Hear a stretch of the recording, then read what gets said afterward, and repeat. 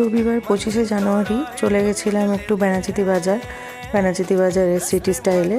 আর গিয়ে দেখি খুব অফার দিচ্ছে 26শে জানুয়ারির অফারটা। তো এটা তো সমস্ত মলেই দিয়ে থাকে। আর এখানে 25% থেকে শুরু করে একদম আপ টু 50% পর্যন্ত অফার দিচ্ছিল। আর খুব সুন্দর কালেকশন। আমি তো যে কোনো মানে কেনাকাটাতেই আমি সিটি স্টাইলে একবার কিন্তু যাই। তো আজ সেরকম কিছু কেনাকাটা ছিল না, কিন্তু গিফটের জন্য গেছিলাম। আর গিফটে আমি একটা বেডশিট নিয়েছিলাম আর চলে গেছিলাম ওখান থেকেই ডাইরেক্ট বোনের শ্বশুরবাড়ি। তো ওখানে ওর জ্যাঠতো জার ভাসুরের অ্যানিভার্সারি ছিল সেদিন। আর গিয়েই তো যে টুইন্স দুটো আছে বোনের জার ভাসুরের, তো তাদের মধ্যে মেয়েটি তো খুবই মিশুকে।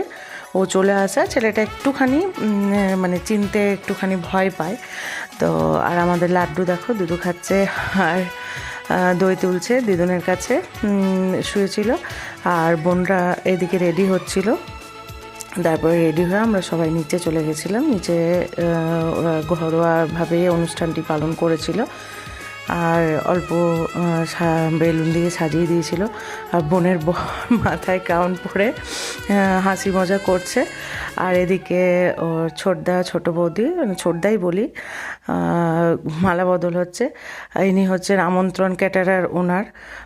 আমন্ত্রণ ক্যাটারার কম বেশি সবাই চেনে, যারা দুর্গাপুরে থাকে বা পশ্চিম বর্ধমানে থাকে তারা সবাই চেনে।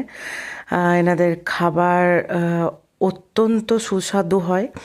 আর যারা এনাদের কাছ থেকে কাজ করেছেন তারা খুবই ভালো জানেন যে এনাদের ইভেন্টটা কতটা ভালো থাকে। আর এদিকে আমাদের গুবলি শুধু ধেধে করে নাচছে, গান চলছিল যেহেতু। আর তারপরে যা যা রিচুয়াল হয় বাঙালিদের, মালা বদল, একটু সিঁদুরদান, জাস্ট আর কি বিয়ের দিনটাকে স্মৃতিচারণ করা। তো এসব হওয়ার পর খাওয়ার ব্যবস্থা ছিল। আর যেহেতু আমন্ত্রণ ক্যাটারার, তো খাওয়ার দিক থেকে তো একদম এ ক্লাস ছিল। হচ্ছে ফিশ কবিরাজি আর মাটন বিরিয়ানি, চিকেন চাপ। কিন্তু দুঃখের বিষয় খাবারের কোনো ভিডিও করতে পারিনি। আর সবাই মিলে আনন্দ করছিলাম, খাবারও খেতে বসেছিলাম অনেকজন সবাই মিলে। তো গল্প করতে করতে আর ভিডিও করা হয়নি। আর সমস্ত কিছু করে মানে আমরা খাওয়া দাওয়া করে চলে গেছিলাম ওপরে, আবার বোনদেরকে ছাড়লাম, আমরা পুচকুটাকে দেখছিলাম।